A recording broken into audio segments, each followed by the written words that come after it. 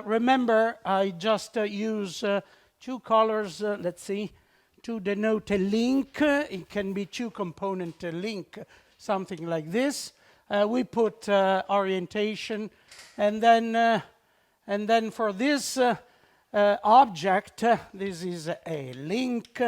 Then we introduce the linking number, and the linking number between, say, C1 and the curve C2 is just LK1, 2 of these two curves, C1 and C2. If we make these two curves to be vortex filament, then I used sometimes the letter L just to denote that there is vorticity there.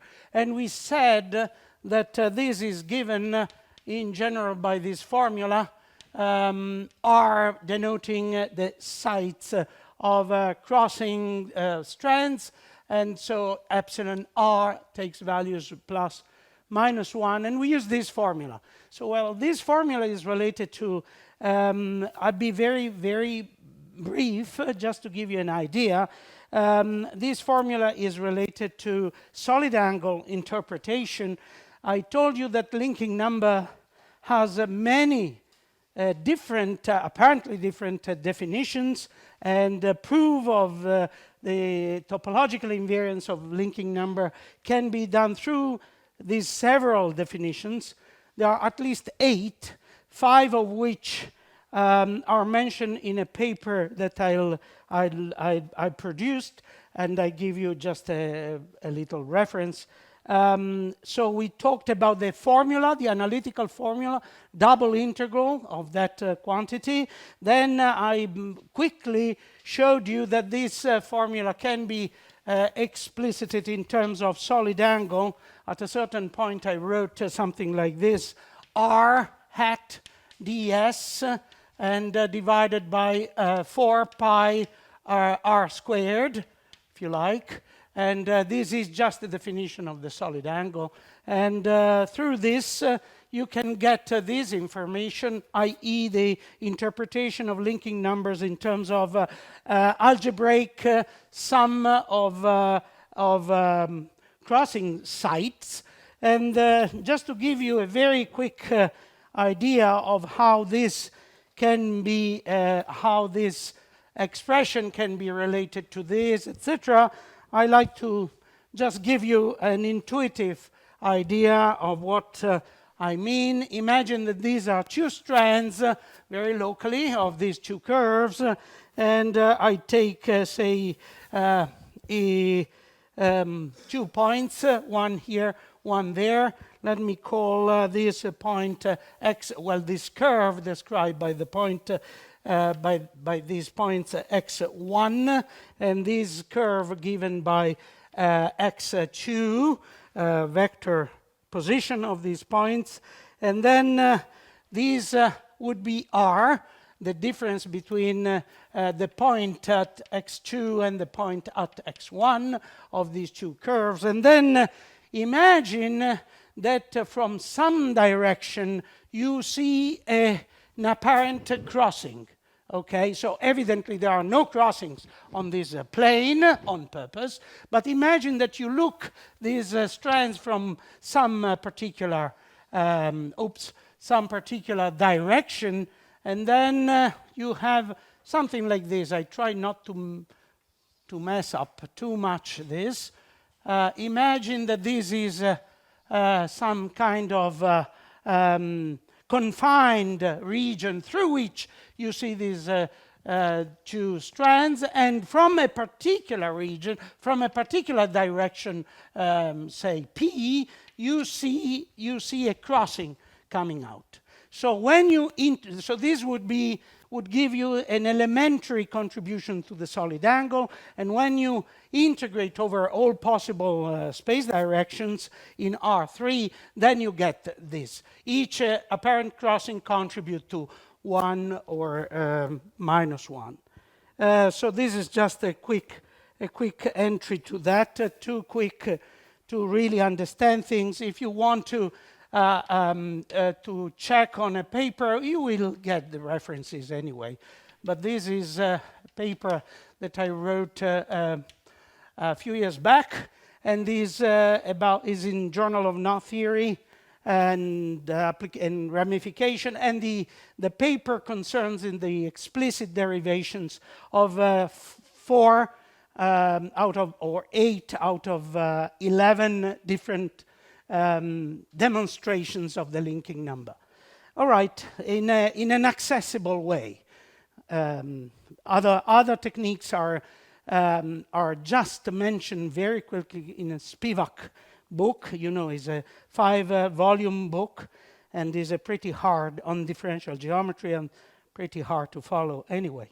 Okay, this is the case of a link. Now, what about a knot? We introduced knots yesterday, and the idea is the following. Okay, you have your preferred knot, say the trefoil knot, to keep things simple. And then I said, well, it's better to relate this to a ribbon. So you construct a second curve. Imagine that this second curve is very, very close to the first one. I emphasize this so that it looks like a tubular neighborhood, if you think of a center line there, or the two curves. Then you define a ribbon. Let me first quote the word knot. And then we have to look for something like this, and indeed it was found by Calugariano. I'm going to write it in a moment. The ribbon R is constructed on the basis of, say, a central line. Let me take a C or L, if it is a vortex line, and then a unit vector, a unit normal vector on these center line. This is one way to write it, and probably yesterday, the other day, I used an alternative way to write it is to use a C1 and the C2, and remember these two curves are related by an epsilon, and when you take the limit as epsilon goes to 0, then you get proof that this quantity self-linking number is a topological quantity. I'd like to quote this result. There's a result of a lot of work by, in particular, Calugariano. For a number of reasons, now this result is referred to Calugariano White. So I'm perfectly okay to quote both. So this is Calugariano White, and it says that the self-linking number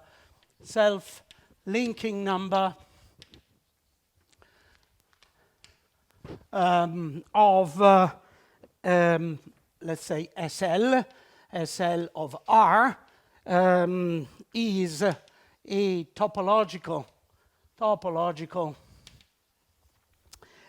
invariant. Be careful, don't say that is an invariant of the knot, because the knot is a curve in space. So you have to think of a thickened knot, so a ribbon, okay? So it's a topological invariant of R, of this ribbon, and admits decomposition.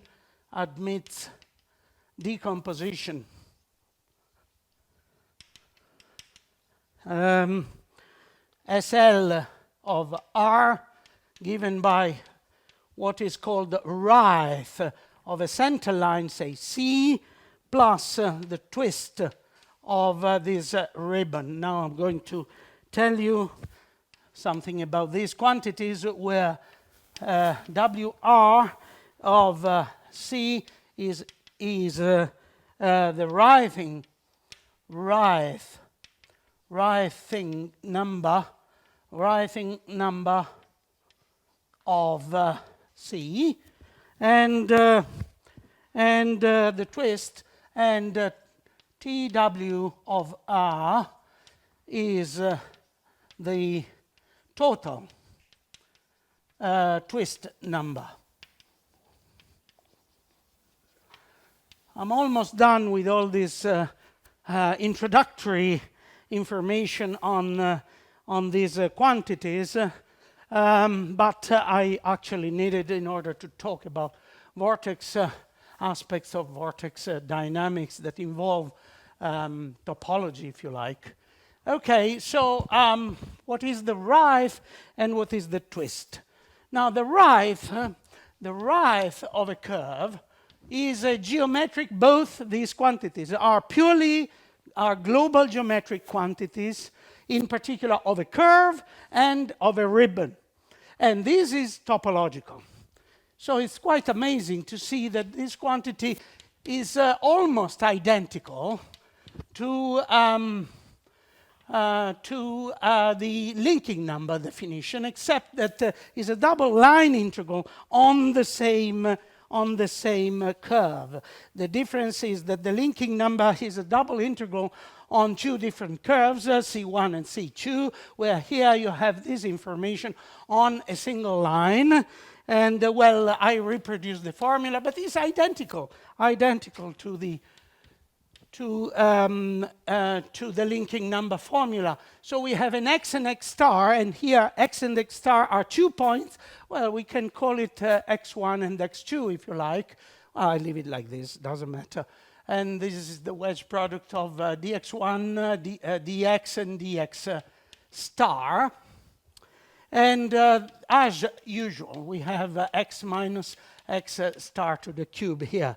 So if we have interpretation in terms of crossing sign of this quantity, the linking number, we expect to be able, because again we can read out the solid angle interpretation there, we expect to have the same type of interpretation for the rife, so that instead of computing the rife through this double integration on the same line, we can take advantage of the crossing sign expression, except that now, remember, this quantity is a geometric quantity, so we have to average out with these angle brackets, we have to average out this count on all possible directions. So you have your central line of your knot, you take a projection, not enough, because of course, as you change direction of sight, you might see other apparent crossings, etc. So the exact value is provided by the average over all possible directions. This is a geometric quantity. The other quantity that is geometric is the twist of the ribbon. And the twist of the ribbon has an expression that we can inherit it from Love book on elasticity, 1 over 2 pi. And we have a u normal unit vector to the center line, cross, if you like, du ds along the arc length, and then you use the dot product with the tangent t on the curve ds. And this is, you see, it looks like that it depends on c only. So you would be tempted to think of this as a line integral, because it looks like this. It looks like a line integral. The point is that you need to specify the u, and the u is the width, if you like, of the ribbon. So in actual fact, this depends on the ribbon. And you can work out this quantity explicitly, a little exercise for you to do maybe this evening instead of going for swimming. And the idea would be, okay, you take u. You remember, if I have a curve in space, you take a cross section, and in this cross section, this is the tangent. You decompose in the plane, so to speak, in the cross-sectional plane, this u, any unit vector, in terms of the unit normal and unit binormal. Here, taking care of an angle, etc., etc. You do your computation, you derive with respect to S, so you use Freinet-Serret, and the result of this is that you can show that this quantity is equal to 1 over 2 pi, the total torsion of the curve, which is indeed a line integral, plus a contribution from a so-called intrinsic twist. And, well, let's say the full rotation of u of the unit vector as we go all around the curve. So this is just given by this expression, and I sometimes refer to these two quantities as total torsion plus this n, this intrinsic twist. In order to understand the writhe, I like to show you a physical model for that. This second term here. Yes, perfect. Here's my ribbon, right?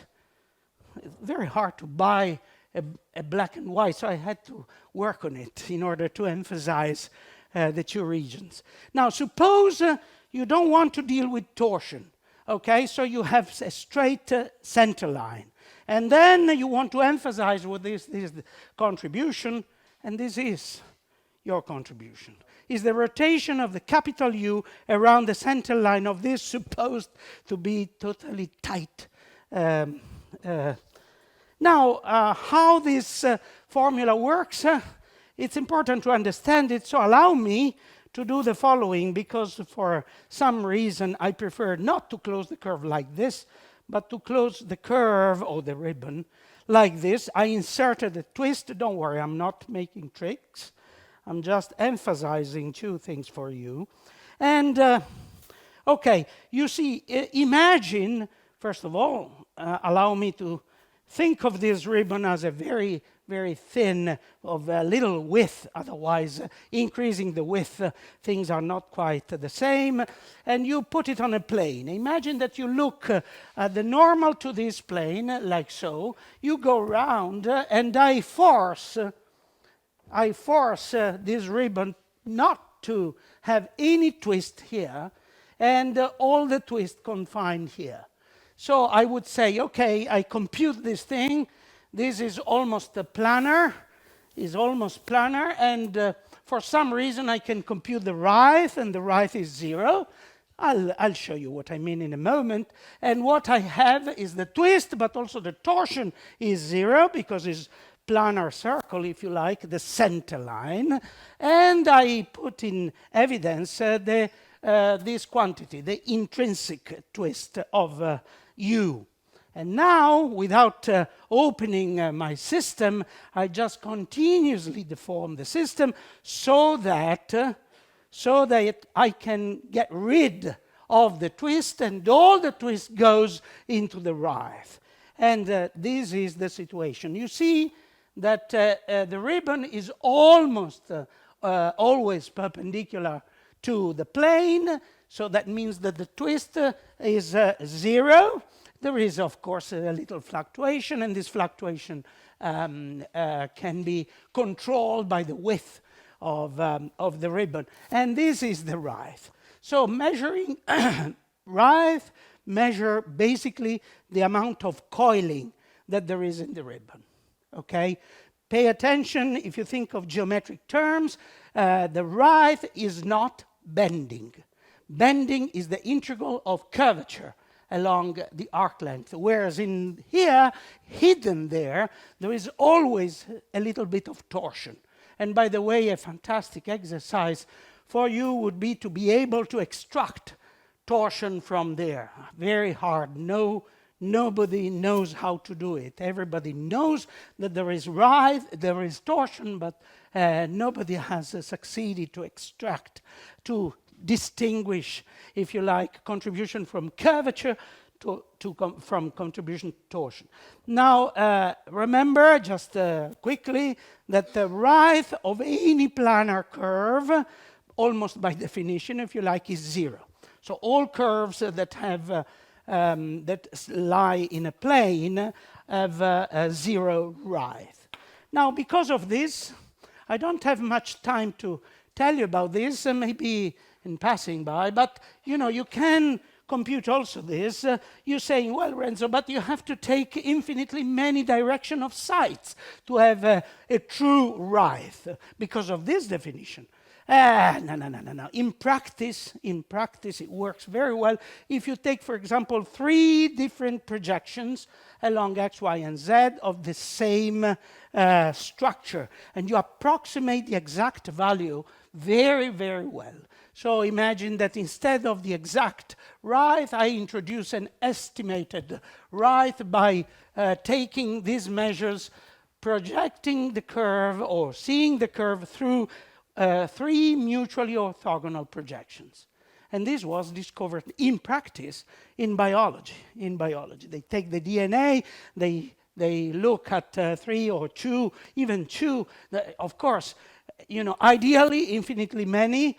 And as you approximate 2, you do an error. But this error is basically very little, almost indistinguishable between the exact formula and the estimated formula. All right, now we are ready. For the moment, of course, there is much more to say, but this is basically it. This formula, Calogeriano is 1961, and White is, I forget, probably 1968, something like this, or 69. All right, can we now relate all this to helicity? Because you remember I already said that according to Whitehead, it was known a vector field times its cross, if you like, using vector field language, was known to be an isotopy invariant of the curve. So I think we can simply refer to the work that initiated by Moffat to establish a correspondence between helicity and linking numbers. So we have the following result. I just quote the result, and then I try to give you a hint on how to prove it. It's one part of the work is relatively easy. You can do it in a half-hour lecture. The other one is long and technical and is not so easy. Anyway, let me first come up with this. So imagine, for simplicity, imagine that this knot is linked with another filament, and now I think of these as vortex filaments. Now, a linkage does not depend on the tubular neighborhood, on the width of this tube, etc., because I just look at the linkage between the center line of the green tube and the center line of the white tube. So that doesn't really involve any particular difficult thing. We know that helicity is an invariant of Euler's equation, and here we go. We have a following result. This is due to Moffat, 1969, and then the other part is Moffat and myself, and this is 1992. The statement is the following: the helicity, you can think of kinetic helicity of a vortex link of a vortex link. By link, I mean something like this as well. You know, this one of the components or all the components may be knotted. L is given by the following expression. So we have helicity. Remember, helicity of, say, this link. I emphasize that this is in terms of vorticity u dot omega dv. Okay, and this can be expressed as sum over gamma I, gamma j, if we have I different from j components, gammas being the circulations of each component in the link, times the linking number ij, plus sum I equal j of gamma I squared SLI. Of course, you know Gauss linking number. You now know about this limiting form for a knot. So this part takes care of the knotted contribution from each of these components, and this takes into consideration the linkage. Yeah? Yes?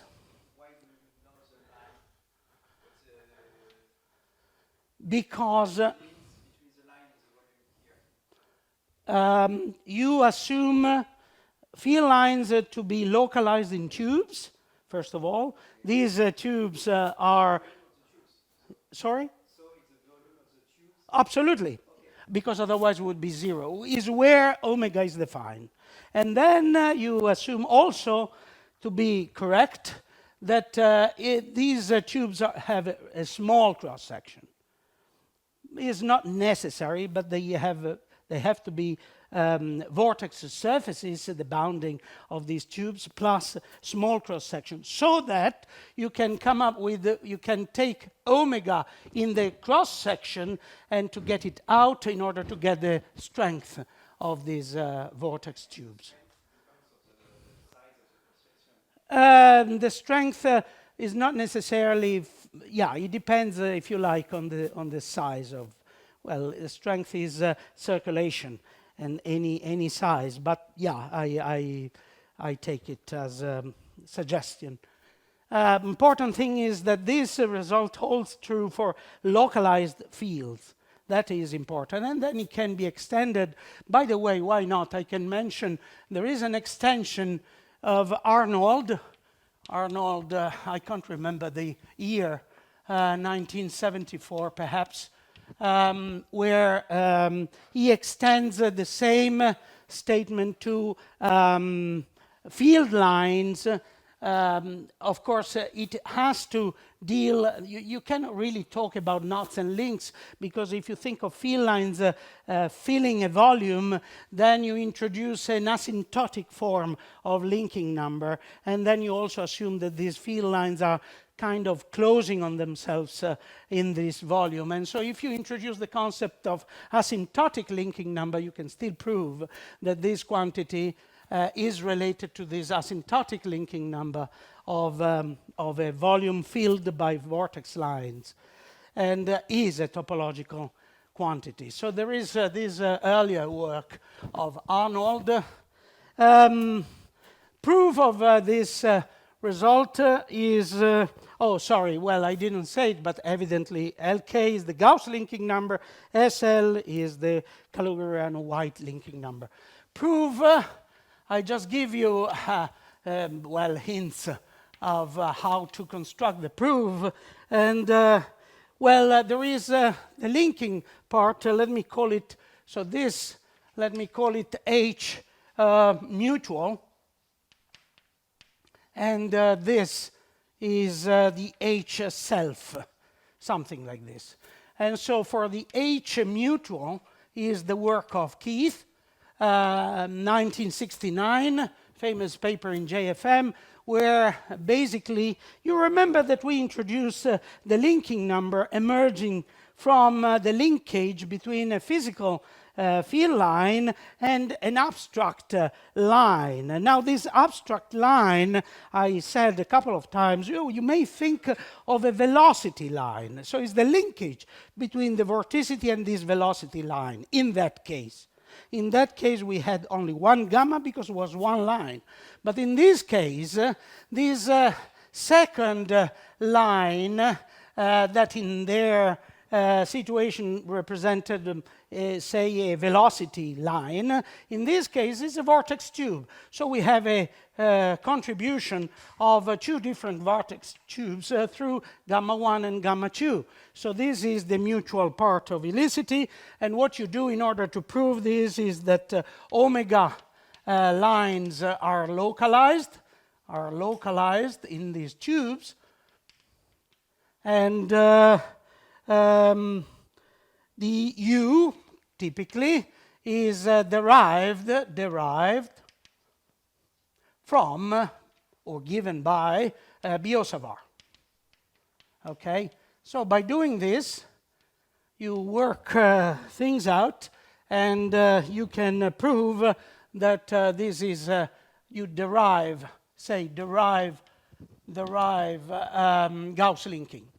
Gauss linking number.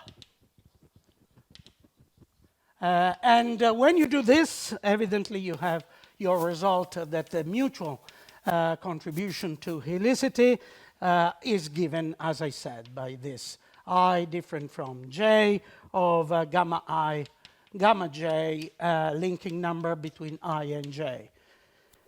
All right, that was it.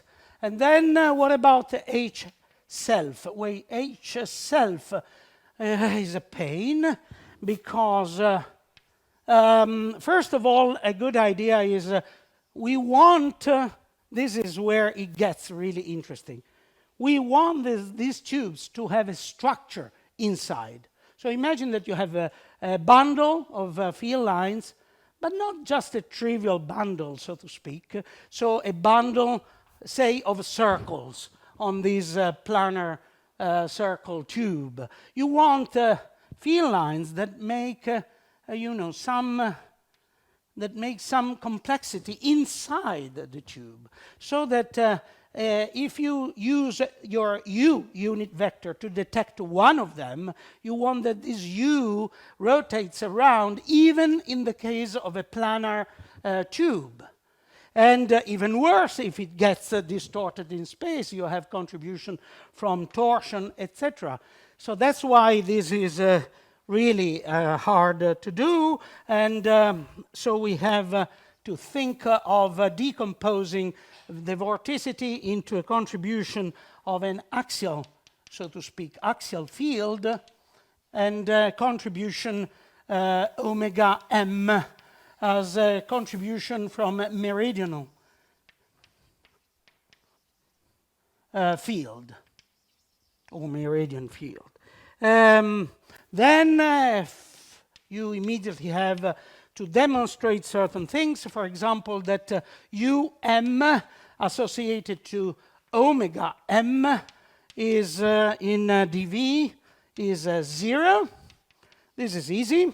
Second part is the Rife contribution, i.e. that UA dot omega m in dV is giving you the gamma squared. Remember, in this case, self. You don't have any linkage with anything else. You focus on the trefoil knot, say, any single structure, and then you have the Rife coming out.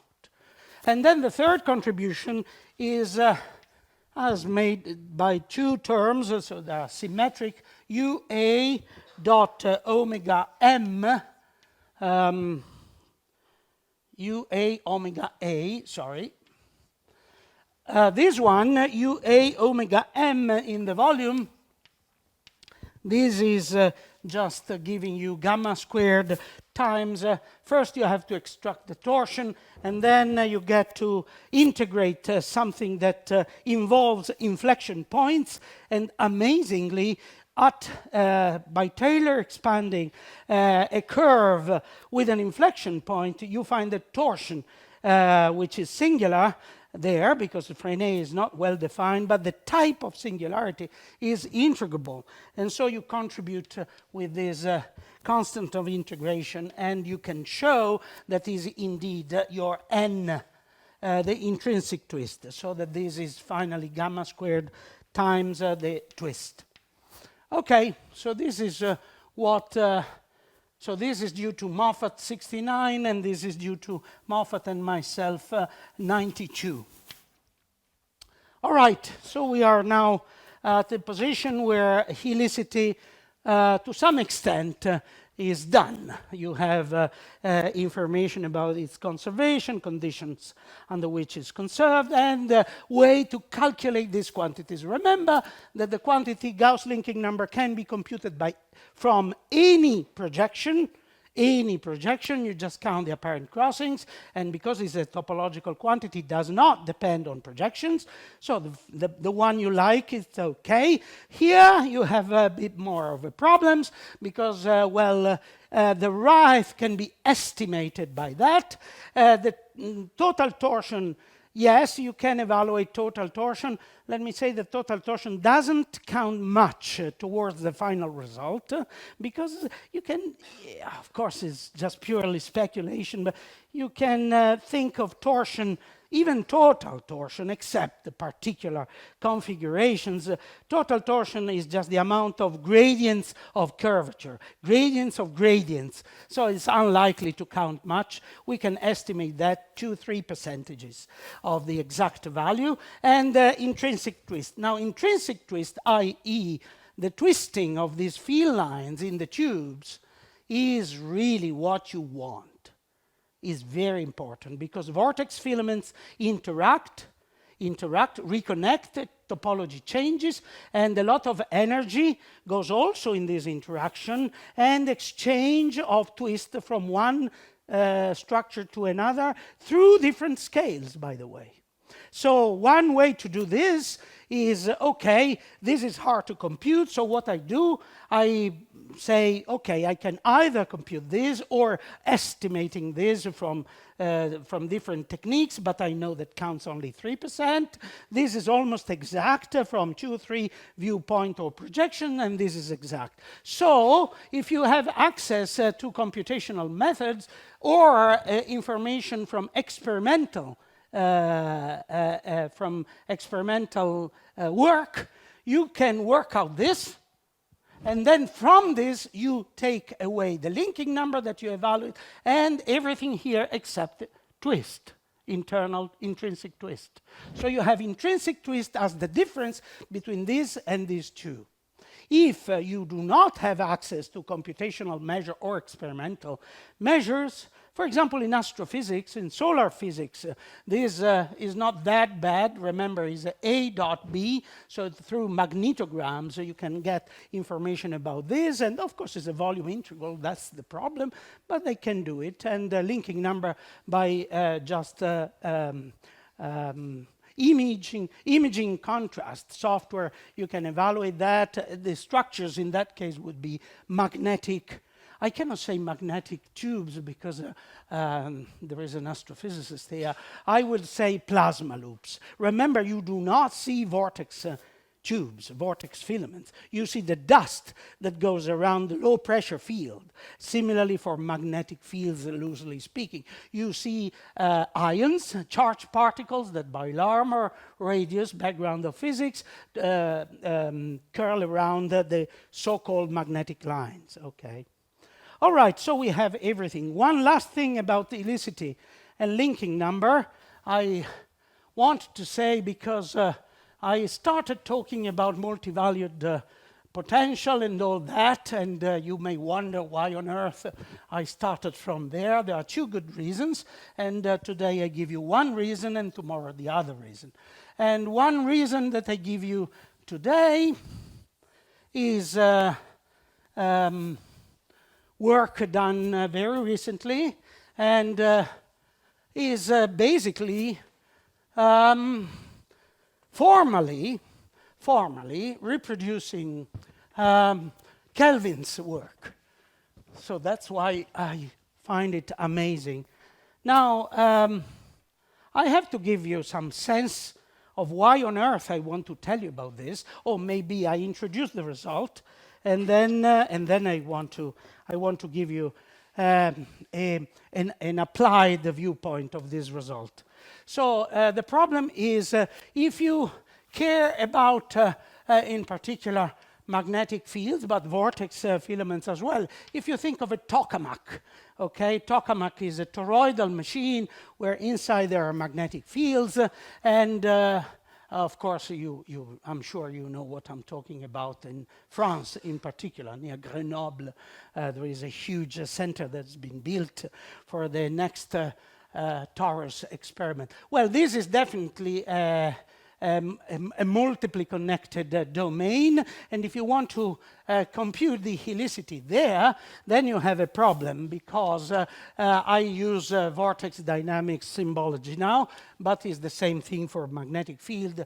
U dot omega in dV is not good enough, because in multiply connected domains you have to define a gauge invariant quantity, and this is not gauge invariant in multiply connected domain. So how to adjust the problem? I won't go into details. I just show you the result because this is due to McTaggart and a topologist and Valley, a collaboration that led to this result. I don't have a date. I'm terribly sorry, but I will. You will get the date in the notes. It can be 2000. Let me strike a balance. 2012, maybe 13. I'm not sure. Anyway, this result is that a gauge invariant helicity in multiply connected domain, so helicity in multiply connected domain,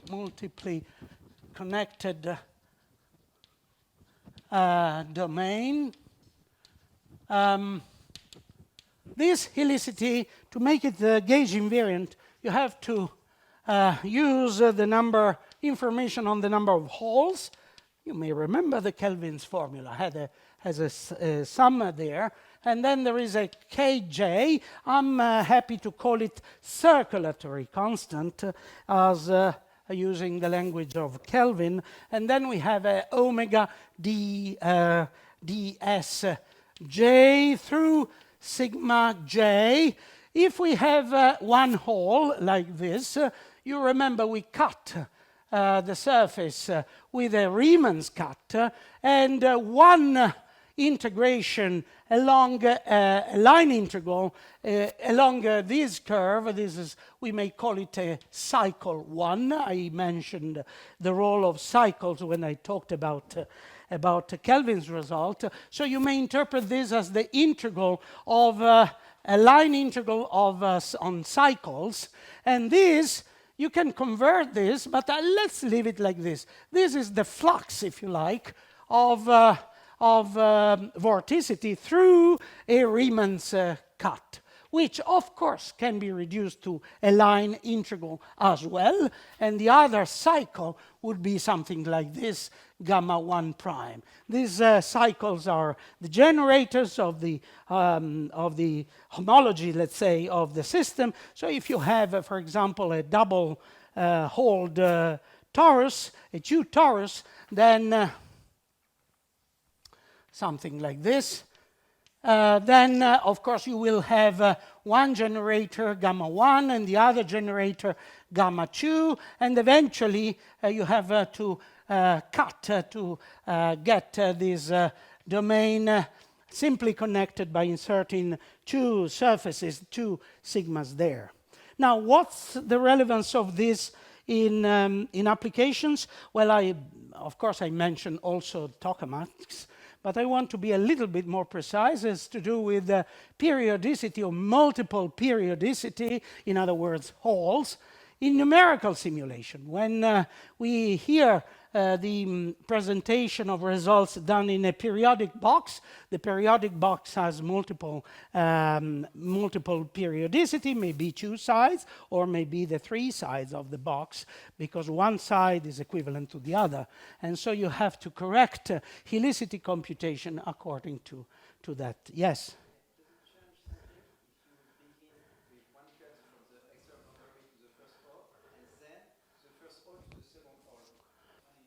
No? No, we can do it. Yeah, sure. Okay. Yeah. Not necessarily cut from the extra one to the or. No, absolutely. You can find your cut surface as long as you get the simply connectedness. Yes. All right. So I'm sorry I just was a bit late with all this material on helicity and linking numbers. I wanted just to reminded you the basic information on linkage, and remember also, because we want to leave some curiosity for the last lecture, remember also the example of the Borromean rings or the Whitehead link, because these examples show you that there are very simple linkage with linking number 0. So if it is linking number 0, the helicity is 0 if there are no knots there. Okay, so we are not yet happy, as it wasn't Maxwell when in his book, he reproduced the case of a whited link ante litteram. Right, so I would like to tell you now, today will be really an excursus of concepts and not much, I'm not going to prove stuff because I want to be rather quick in showing you what is known, but you will have references, etc., to help you out with the proofs. So I mentioned this problem related to Biot-Savart desingularization, and then eventually, I mentioned vortex knots, because I want to tell you something about vortex knots as well. Okay, so the problem, as usual, very well known since time of Kelvin, is that we have 4 pi and then the integral on the volume. I can reduce everything to a line integral if you like, for simplicity. X minus x star, that's why I took out the gamma. And then this is just the cross product with dx star. Remember, in this case, x star is where vorticity is placed. And dealing with this, it's okay as long as we stay away from x star. Now here, I just, for simplicity, I just show you the line integral. But if you think of a tube, then of course you have a volume integral. I'm assuming that the cross-section is small, and again the vorticity through the cross-section gives me the strength of the vortex. But nevertheless, this integral is awkward. You know, I want this x is the induced point somewhere here. And then I have an x star here, or an x star on the center line, or an x star in the tube, any place you like. And then I want to find out the induction, self-induction of the velocity at this point as these points get on the tube. Why? Because as closer I am to the source field, then the better it is. I have a more accurate information of the induced velocity. And what people say simply is, okay, the velocity induced by the vortex is, and what they mean is the velocity at this point. Of course, it's not true. This is what we like to think, is a velocity very, very close to this point. So before going to desingularize this integral, because evidently you see the singularity is there, well, we can have a simpler approach. And the simpler approach is, okay, well, I cannot go here or anywhere inside because there is a coincidence between x star and x, but at least I can go here. On the boundary, already dangerous, near the boundary, near, as close as possible to the boundary. So there are limits, right? There are limits involved because I cannot go to the boundary. I have to take a limit as some distance goes to 0.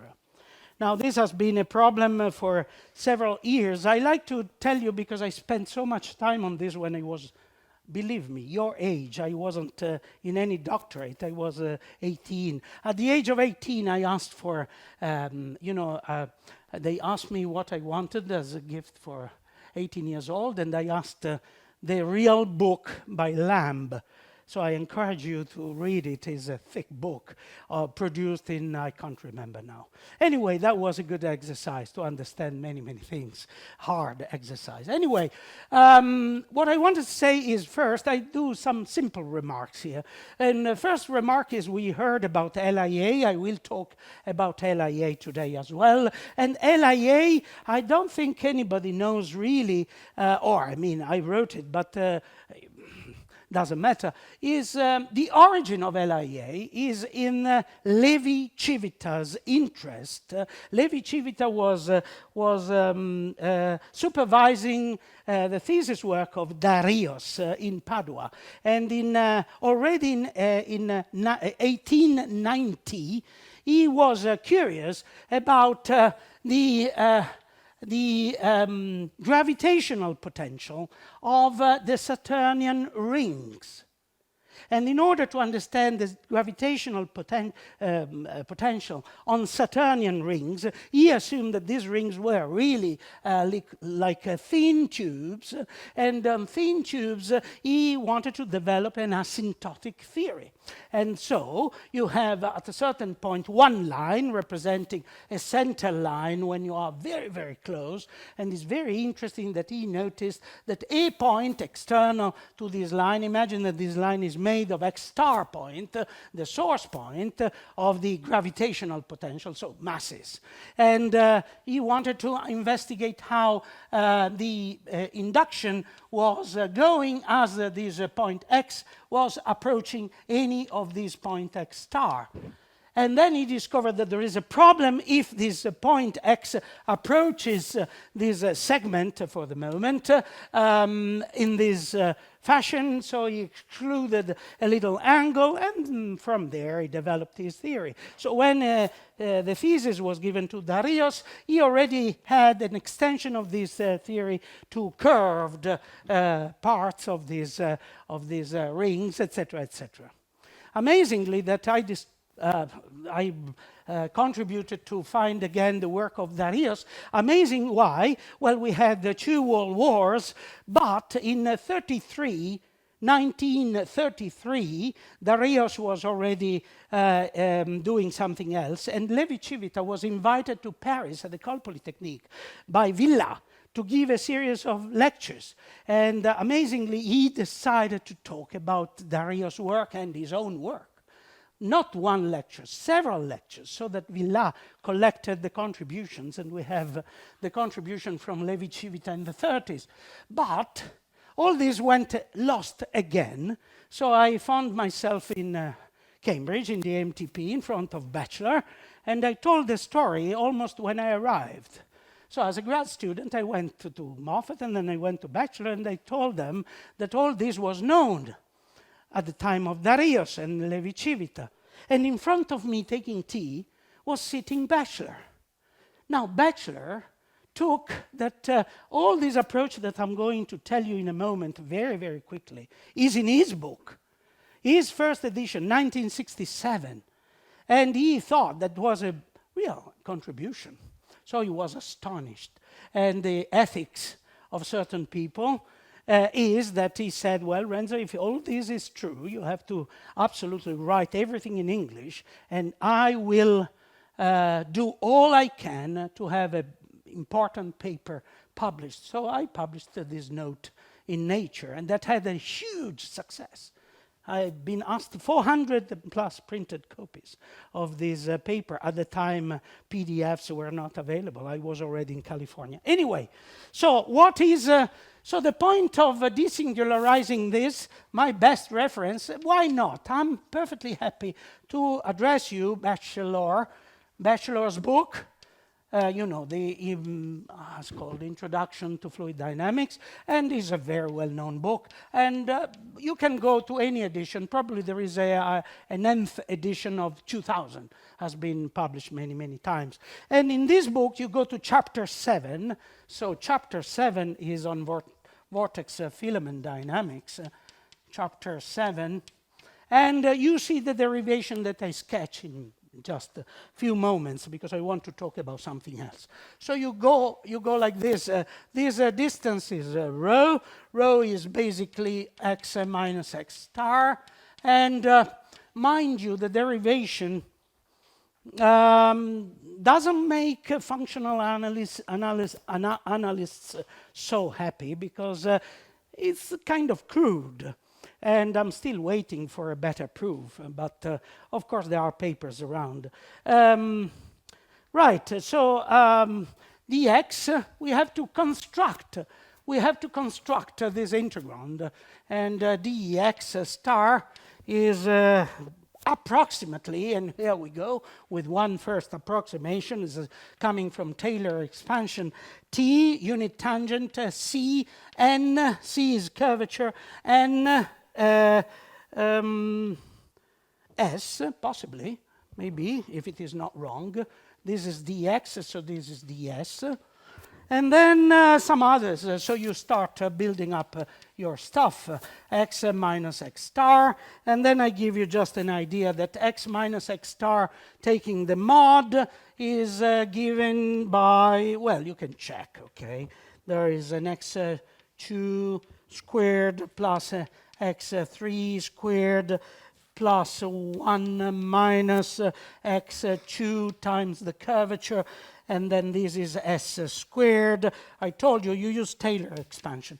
1/4 c squared s to the 4th, and then all these, remember, x minus x star has to go to down here, so you have evidently a cube here.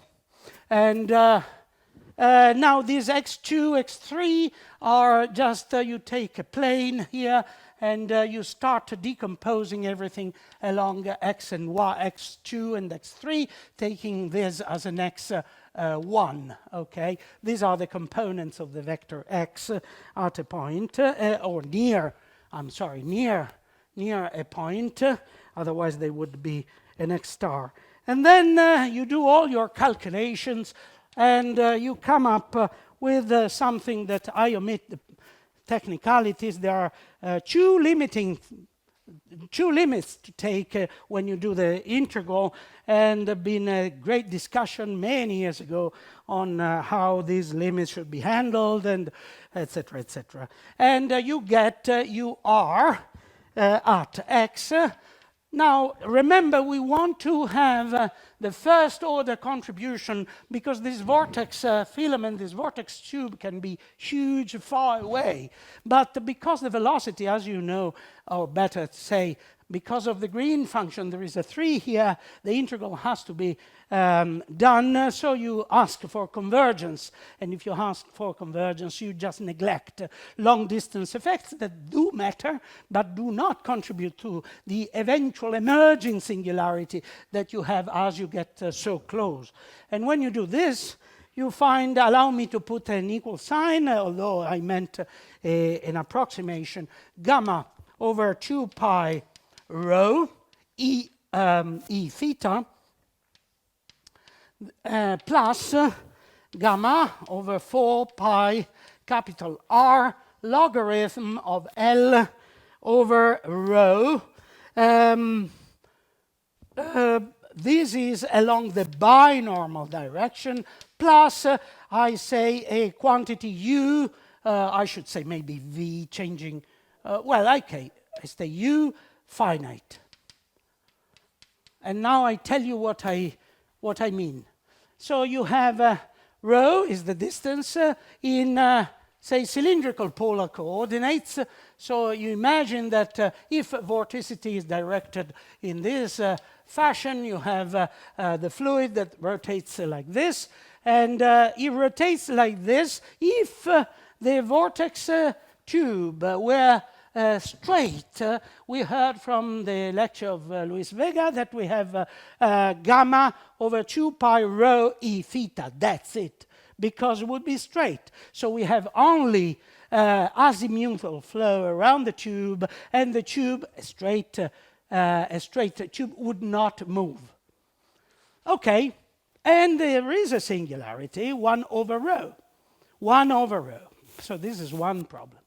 Then we have this other contribution very close to the vortex tube, gamma over 4 pi r. What is this r? Well, this r is what you know very well. The r is this radius of curvature.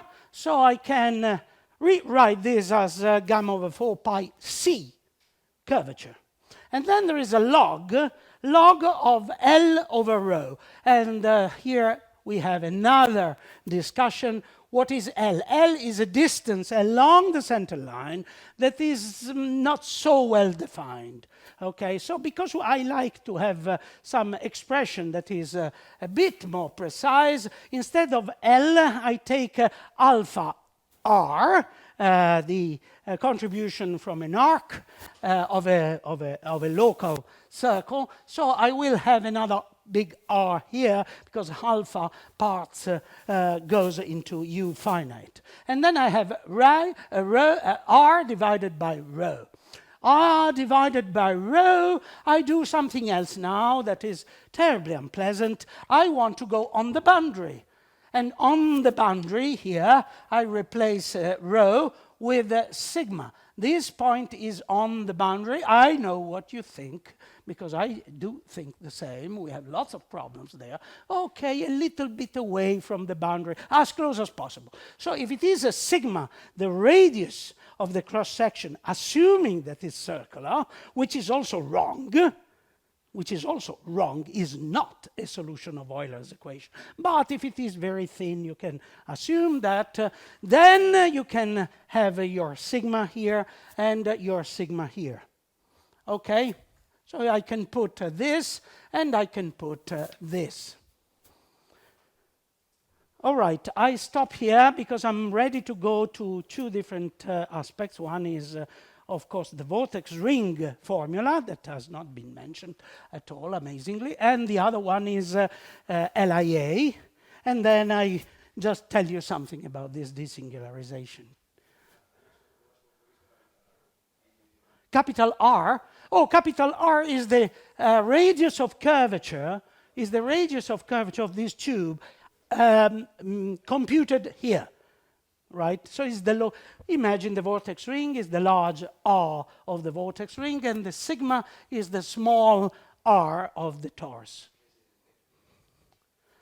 All right, so I have, before leaving, I'm not leaving this, but before leaving part of this, I want to tell you something, because it's in my mind since I was 19, and I never kind of succeeded. And I asked so many bright people. So it's not easy. It's in between history and vortex dynamics, because some of you came to tell me that we're interested in these aspects as well. So let me conclude that Kelvin gives the formula for the propagation of a vortex ring, U, along the axis, we heard that. And this is gamma over 4 pi r, you take it from there, and then there is a logarithm of 8r over sigma minus 1/4. And is along the binormal, okay? So question to you, bright students. The question is, please derive this formula with the knowledge of 1867. Has to be done one page. One page. I don't want to hear about elliptic functions and all that thing. I don't want to hear that. I want to find this formula. It took 1 hour, and we don't know how. And when Tate published his book, his translation of Helmholtz's paper, the evening before, he added a half-a-page note saying, well, Helmholtz has done so much, but he didn't give the velocity formula for a vortex ring. And it's so important, and he gave this formula. So I encourage you to do whatever you want and come up with the result. It would be great. I tell you, it would be fantastic. But please, that's the effort. You have to investigate a little bit the knowledge of the time. Don't come up with elliptic functions. Good point. Profile. We have several profiles of vorticity. And for Kelvin, very easy. Delta Heaviside distribution. Uniform profile, you take vorticity equal to 1. And you get 1/4. If you like to take vorticity only on the boundary, a very strange problem, in other words, a hollow vortex, then you have... this is 1/4, then you have 1. And then there are other profiles that gives you a half. This is all the work done by Kelvin, Hicks, and so many others. And J.J. Thomson get one, making a mistake. He got the Adams Prize from Cambridge University, one of the top prizes still given around. Okay, with an amazing piece of work, by the way. But he makes a mistake, so the one that J.J. Thomson, he was asked to clarify this fourth. And in clarifying the fourth, he got one, so he got some credit. Kelvin was wrong, but then Kelvin was right, and Hicks came and showed that J.J. Thomson was wrong. By the way, we're talking about the man who dropped mathematics. He was 24. In 24, he got the Adams Prize, and then in 1906, he discovered the electron, so he got the Nobel Prize in physics. So, okay, let's stop a few minutes, please, and then we resume. Can I start? Yeah. So I'd like, I'm very happy to just quote this result that is a work of many years by the group. Actually was mentioned yesterday, the group at the time in Bath, and so Professor Frankel, and also Melberger in Boston. So indeed, as was mentioned yesterday for the leapfrogging, we can quote this theorem, which puts at rest almost 70 years of discussion. So this is Frankel and Berger, and is 1970. So I want to state it in full because, after all, it's a school on vortex dynamics. It makes sense. There exists a two-dimensional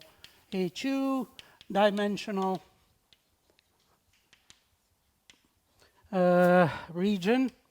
Maybe some of the wording is mine. Apologies for that. Let me call it omega 2 closed.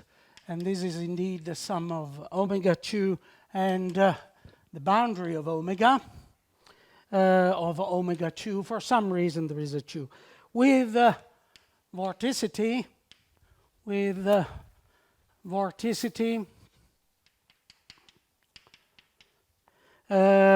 omega equal 0. I'll tell you why there are no vectors here. We are in a plane, etc., etc. And this is in R2 mod omega 2 bar. So in the complement region, flow field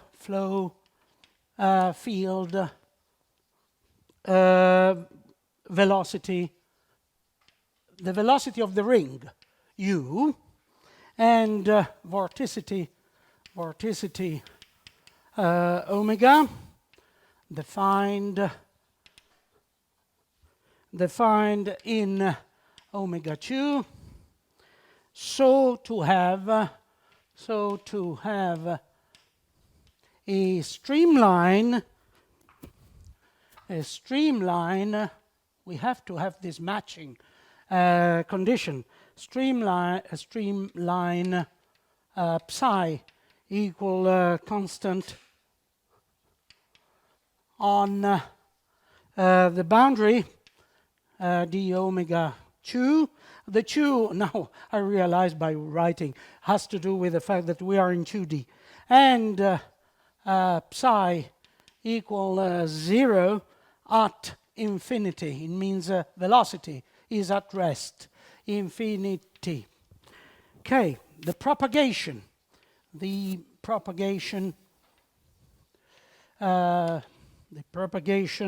velocity u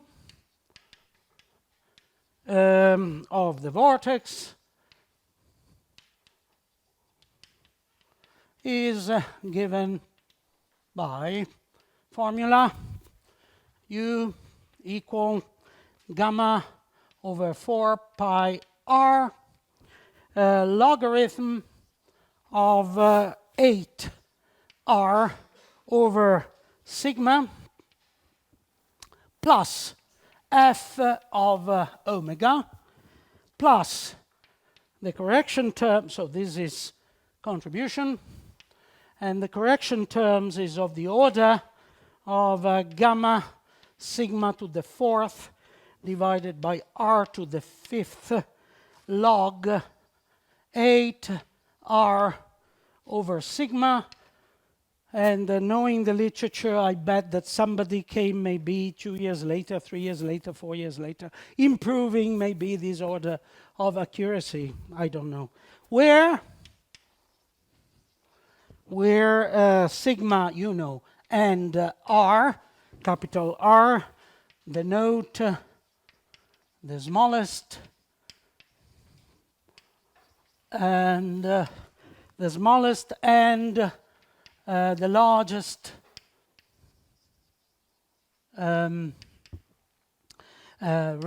radii of the torus. I told you is about a vortex ring. I should have done a picture before. And F of omega denotes the vorticity. The vorticity distribution on the cross-section. So, okay, sorry, I had to say it earlier, but anyway, this is your vortex ring. Is not thin at all, so but not too much. Okay, something like this, and it has a cross-section here that is not circular, has to satisfy the Euler's condition for psi equal constant, and it propagates according to the circulation around it like this. So R is this, and sigma is this. Okay, so I'm sorry, it's a bad drawing, but it gives you the idea. So this is so this F of omega, remember before in Kelvin we had minus a fourth, then 1, etc. So these changes are due to the fact that it depends on the vorticity distribution on the cross-section. So if we have, say, the cross-section like this, then we heard yesterday that the vorticity can have a profile, say Gaussian profile or other profiles, and according to the profile you get a slightly different contribution to the velocity of the vortex ring. Right, so I just wanted to mention this because it's important for a number of reasons, and of course is a steady solution to the Euler equations. Remember that if you were looking at the cross-section of this profile, now I'm of this torus, how to draw this? I will put let me think. Okay, so this is, it would be, you look at the cross-section and remember that what you would see is something like this, and these are the streamlines, okay, and equally this, of course. So these are called the D shape of the streamline pattern, and imagine that this is a torus. So it's not at all of a cross section. The cross section is a D shape, and the streamlines are packed on the center, all right?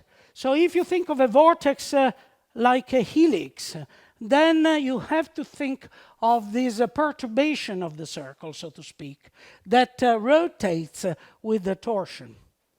So it's not an easy problem to work on. And what they did, because of symmetry, etc., they went to the cross-section. And so these suppose that this is the external boundary, that would be the omega 2, that's why. Okay, so they are, and the velocity, you are co-moving with the vortex, so the velocity is basically u here, right? So this is the formula, and all right, so that's only mentioning this result because, of course, it puts at rest a lot of discussion about this F. And of course, in viscous flows, this F contains information on viscosity. And the viscosity, of course, changes the profile. Why is it V-shaped and not circular? because that is the steady solution to Euler equation. If you take a circular cross-section, you may say, as we heard, you assume very thin vortex. Okay, if I go for a thin core vortex compared to the radius, etc., then I can say, okay, I just take this. And the psi, the streamlines around it, but is wrong. Is the best you can do, you may say. Yeah, of course. Kelvin surely did that. Surely. He assumed a thin circular cross-section. So my advice is to go to Wikipedia and look for the steady solution in MHD, magnetohydrodynamics, because it's exactly the same problem. And you look for tokamaks, and you look at the cross-section of tokamaks, that is the shape. So the steady solution to Euler equation is exactly the same as the steady solution for MHD in a torus.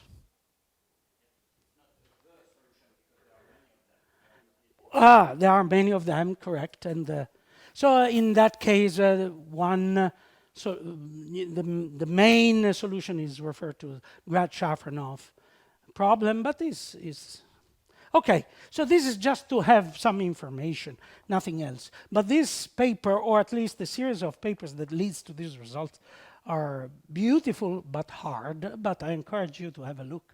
There is they consider the vortex, the straight tube, and then they deform it with curvature, and they do an asymptotic a mapping, etc. Okay, right. So we have a formula for the vortex ring, but I'm very happy to say, okay, we neglect this change from the cross-section circular to a D shape. We rely on the fact that the cross-section is basically circular, assuming that we deal with very thin vortex rings. Now, if we do that, fine, we can think of taking the argument of the logarithm, which is r over sigma. Of course, it's large because we go to sigma very small. And I cannot say, and indeed it would be terribly wrong to tell you that I assume r over sigma constant, but I take r over sigma very large. We are in the flat part of the logarithm, and now you do another kind of approximation. You assume that basically in time this ratio will not change. So if the ratio does not change and you are on the flat part of the logarithm, so to speak, then you can neglect all this, and 8 over r becomes r over sigma, very large. So we are now case of very, very thin vortex rings.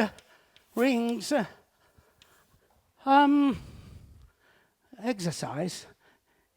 Just give numbers. Put numbers there. Put numbers. For example, I don't know. You saw the movie by William Irvine, and the vortex, or at least the the vortex has been visualized by these little bubbles. Imagine that is, I'm just making up numbers because the real numbers are in the paper and I don't remember them. But suppose, just for simplicity, imagine that this vortex is 1, 2, 3 centimeters, and then is maybe 1 meter long. Try to put this number there, and you will see that is not good enough at all. At all. So when Professor Vega asked William Irvine about LIA, of course, he was the wrong person. He was the wrong person to ask, because William Irvine, I know him very well, he probably said, no, LIA is not good enough.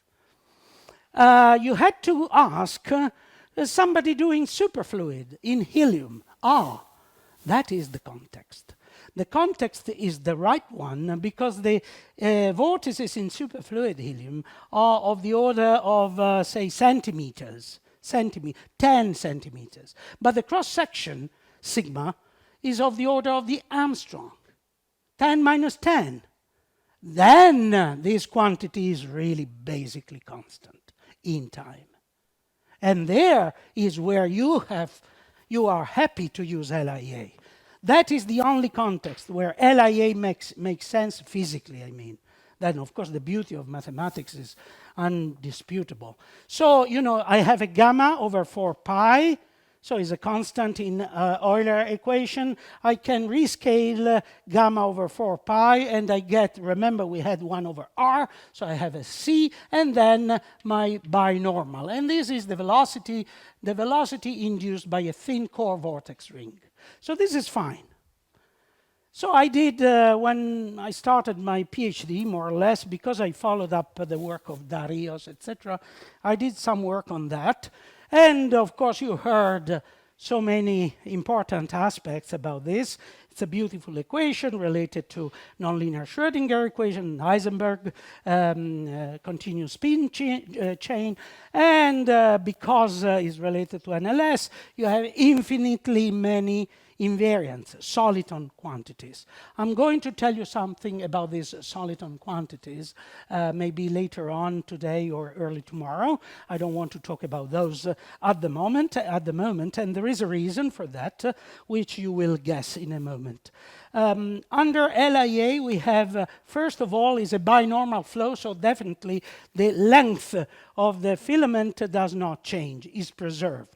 Total length preserved, and that makes Professor Pumir very unhappy because we have stretching. Remember, stretching is a key to turbulence and other aspects. So LIA is maybe nice, but physically speaking, doesn't help vortices in fluids, in real fluids, say normal fluids for us, for the universe, fine, because the superfluid helium is present in large majority.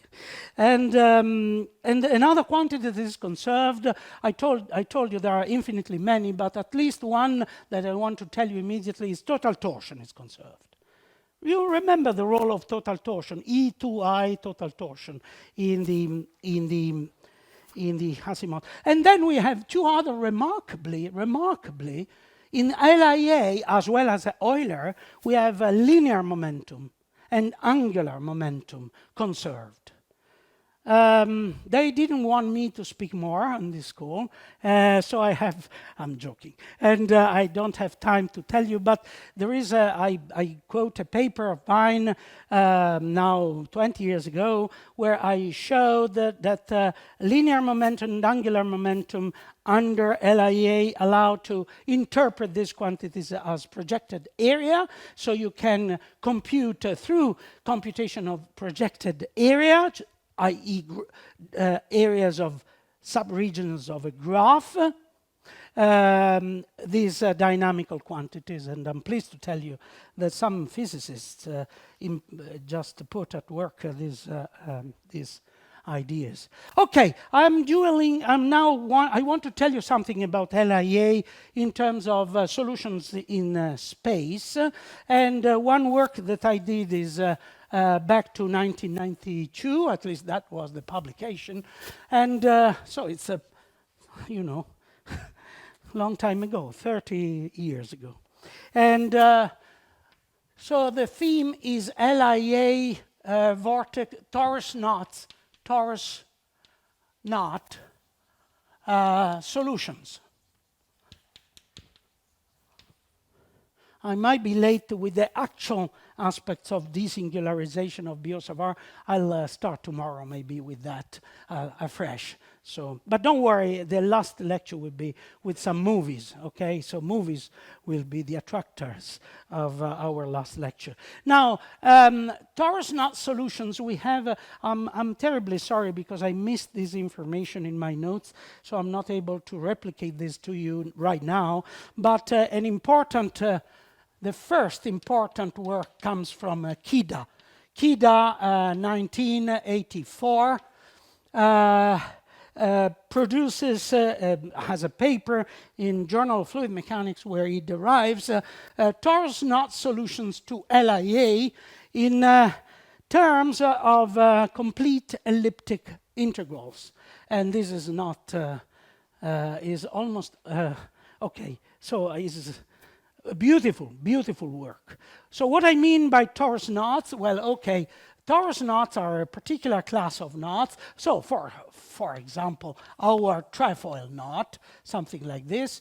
And, you know, on a torus, if I look at the mathematical torus from top, I learned from when I was your age how to draw these things in order to construct a knot of any complexity, and this is so simple and beautiful.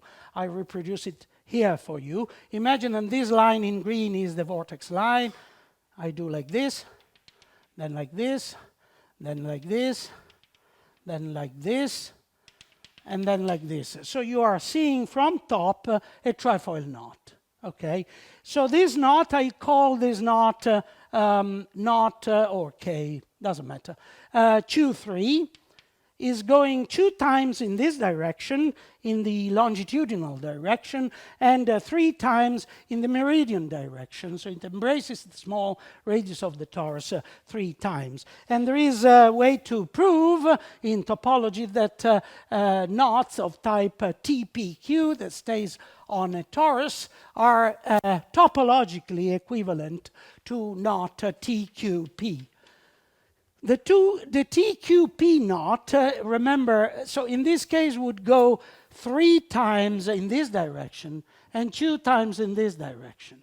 So this is a purely topological statement, but dynamically, do we have an equivalence? And if not, why?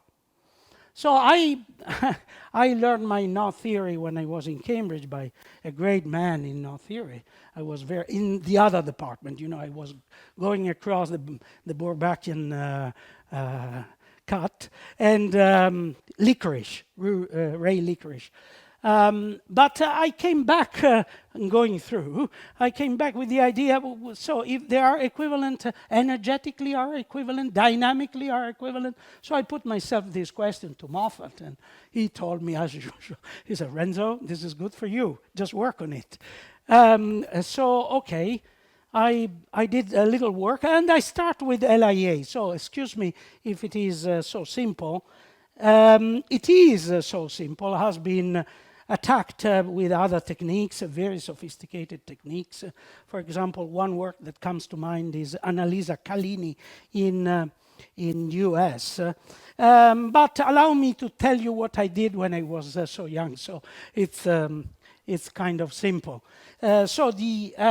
In order to study this problem, I want to refer to this velocity LIA. We heard many times, so just the dot refers to the fact that I take the time derivative of the vector position x, and the prime, I use the wedge symbol, otherwise it's a cross product with the tangent and the curvature along the normal. So we have curvature times binormal written like this, okay? Imagine Cartesian coordinates.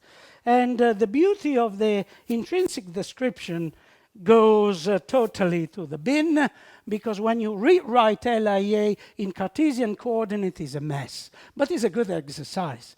So I just give you a reference. This is more or less 93 maybe. So I want to give you, first you go like, okay, maybe something like this. Let me do this.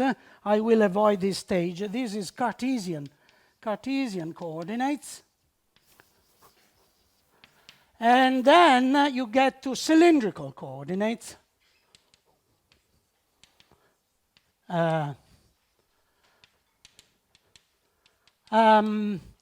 So LIA in cylindrical coordinates get to this mess.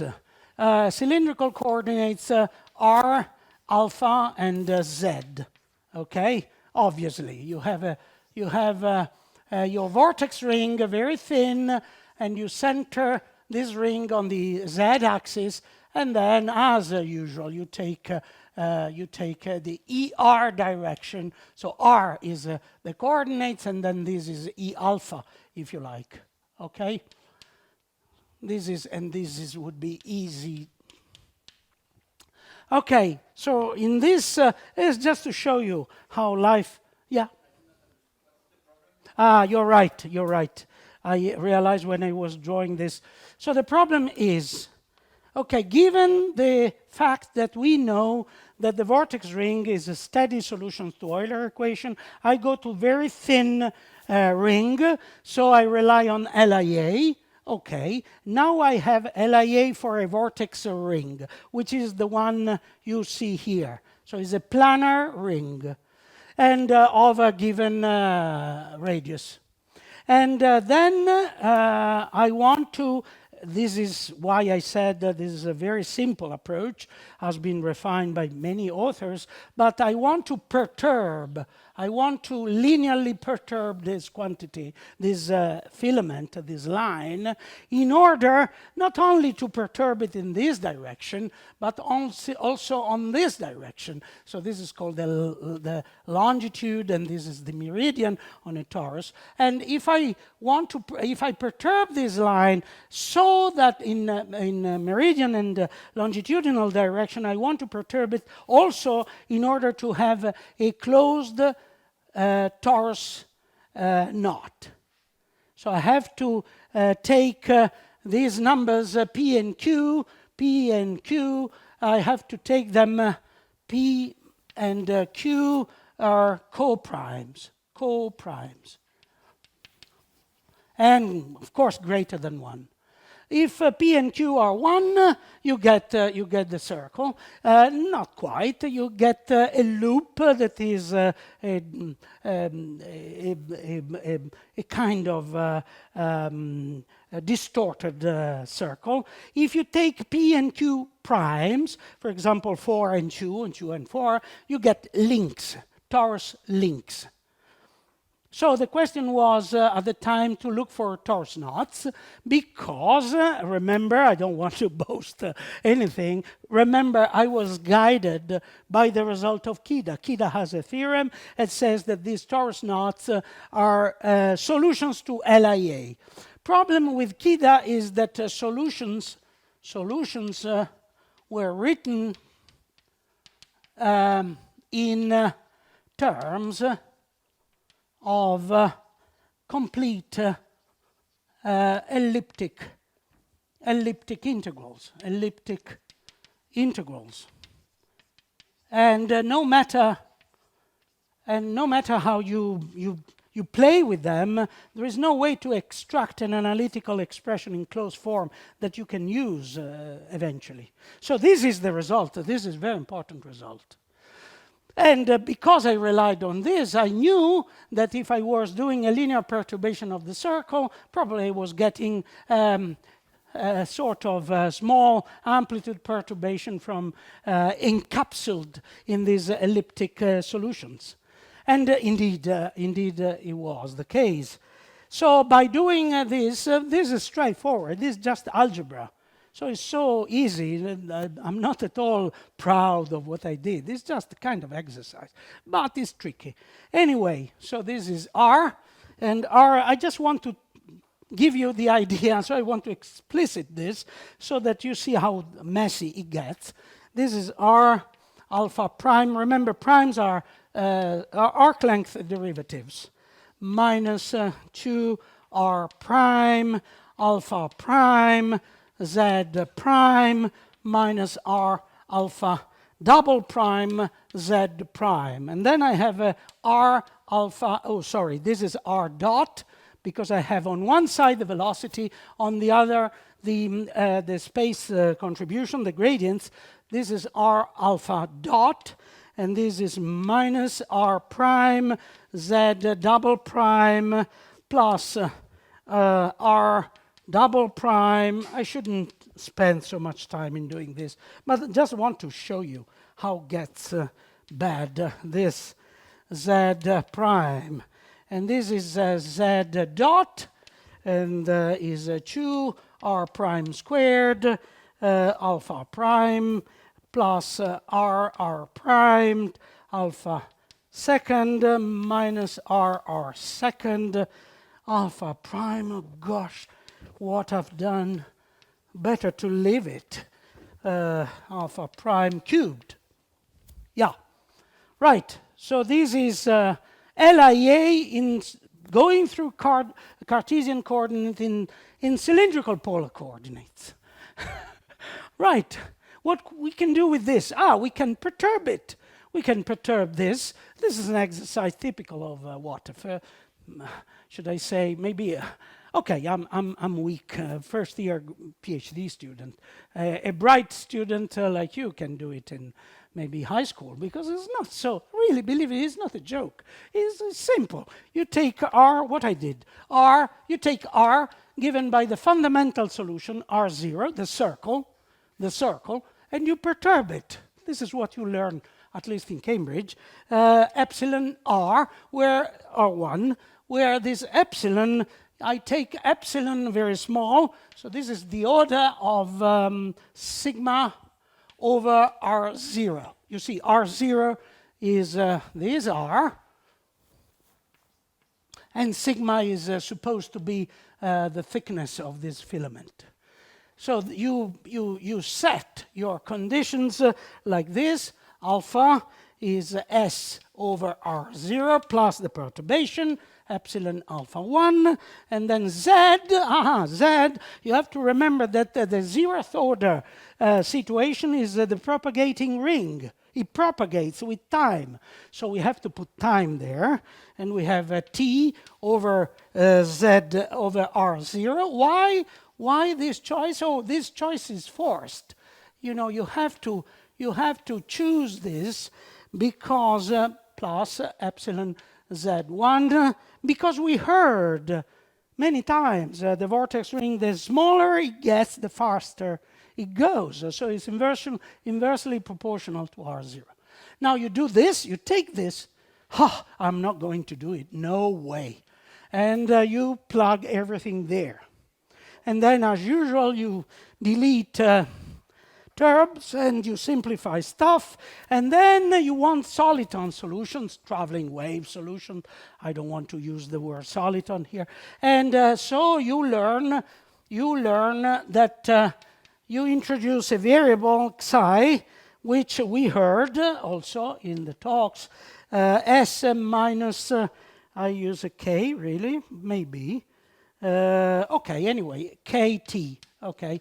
So this is a traveling wave solution. When you do this, you couple the variables of space and time, and so everything gets easy. So you plug that into your equations. You do work because you have to insist on the fact that you require that this curve is periodic, and also that it wraps a mathematical torus a number of times p along this direction and q times along the other. Okay, so you have to work out on plug the right conditions in the middle here, and so you go to visit your supervisor maybe 3 times a day in the hope that he helps. Indeed, he helped. And so you get the solutions. I don't want to bore you with this, but I just like to write down the solutions, which do not look so nice, of course, but at least are in explicit analytical form. And the solutions are this. I want to write them down. TPQ, your torus knot, and this is made by R, by alpha, and by Z. And I remember linear perturbations. So we have R0, first order, 0th order, if you like, plus epsilon sine of this psi, the traveling wave combination of S and T, R0. And we have this parameter omega, W. I'm going to tell you about W, I should have done already. Then we have S over R0, this is 0th order for alpha, plus epsilon 1 over W R0, cos of, as usual, psi divided by R0W. And then this Z, zeroth order, T over R0 plus epsilon square root of W squared minus 1 divided by W squared cos psi over R0W. Now this W, from Kidas there is no way to see what's going on, but here it's so clear. Well, of course we have sines and cosines, that's obvious, it's typical of torus knots, but then we see the role of W. What is W? W is a winding number. Is the winding number, is a topological invariant, almost trivial because of definition. Invariant, and is defined as a Q over P. So the number of wraps in the small along the small cross section divided by the number of wraps in the longitudinal direction. Now, better to stop here, but no, not entirely. I have still 2 minutes to go. I want to tell you something. Well, first of all, I'm not going into that, but because you have the solutions in this explicit form, you can investigate stability. Stability. You will see in the notes, because I don't have it. Maybe tomorrow I put a slide. Remember, we started from Kelvin's. Oh, Kelvin was a little bit devilish. At a certain point, to convince everybody that his theory was fantastic, he stated, talking about the trefoil knot and thinking of all possible knots, he stated we may confidently judge that the knot is steady and stable.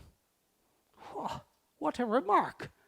It would be a clay problem. I told many people, you know, Constantine and others, that this would be a great problem because remember, steady solutions we have and not LIA, not LIA. Steady solution of Euler equation, we have only the vortex ring. Finite cross-section, blah, blah, blah.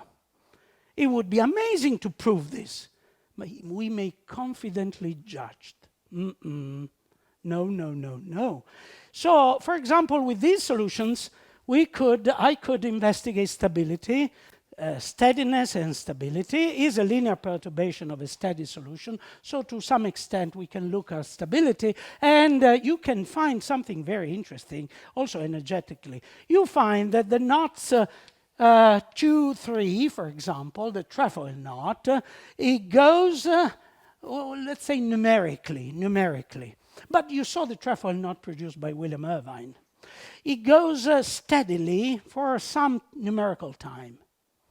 It rotates, it moves, and it travels in this fluid without any change, remarkable change of shape. And I will convince you with some other numerical work that I've done very recently on vortex defects. We will talk about defects quickly in the last lecture. But the knot 3-2, the knot 3-2, as it starts, it opens up, it flowers out immediately. And it reconnects, of course, LIA breaks down, etc., etc. So we investigated this problem in a very clever, in a nice way. I don't want to attribute myself. So we took these solutions of LIA, and I asked somebody, Carlo Barenghi, who has a superfluid code in Newcastle, to run these equations under Biot-Savart, not under LIA.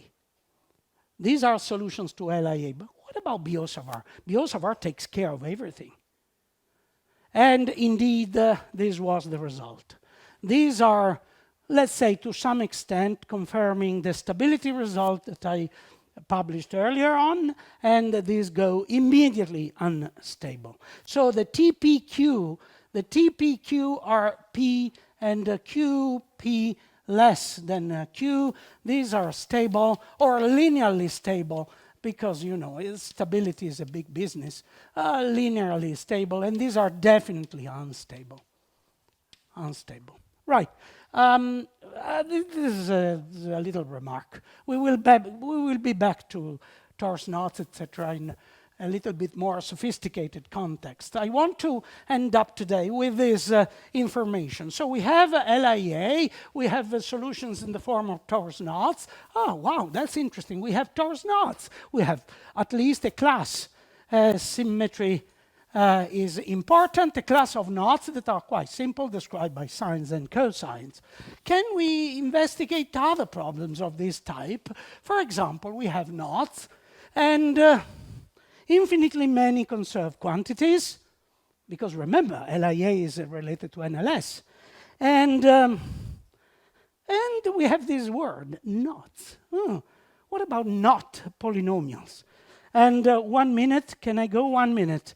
And so I'll be very quick. So another piece of work that I did when I was at that time, so is published, I don't know, 92, is to take, I can't remember because in my notes it's not here. Anyway, if you go to, so think of NLS and think of the work done on integrability on NLS and go for Sakharov and Shabbat. I met both of them at that time. 1972 was great because I visited, 92 I visited Moscow and I could talk to both of them, in particular Sakharov. And you realize that they, at that time, they had a paper. I won't do the formula for you because it's a bit elaborated, but we have a recursion relation that generates, so it's a generator, generates conserved quantities. And these quantities, and these were expressed at that time in terms of psi, the nonlinear Schrödinger wave function. But in terms of psi, remember, infinitely many. So my question was, what are these? You know, it's nice to say that we have infinitely many quantities. What the earth are doing there? Yeah, they are soliton conserved quantities. A nice way to phrase things, but still, why don't you admit you don't know? That's it. So what I did, I used the inverse Hashimoto transform. Hashimoto transform is a psi relating curvature and torsion. And now you use the inverse map. And by the inverse map, except at the point at the origin, where, of course, psi of whatever curvature is not defined, etc. But apart from a single point, all the rest works fine. So if you go to the inverse map, you find these quantities. So remember, we have total length that is conserved under LIA. LIA. This is LIA. And then I told you we have total torsion that is conserved.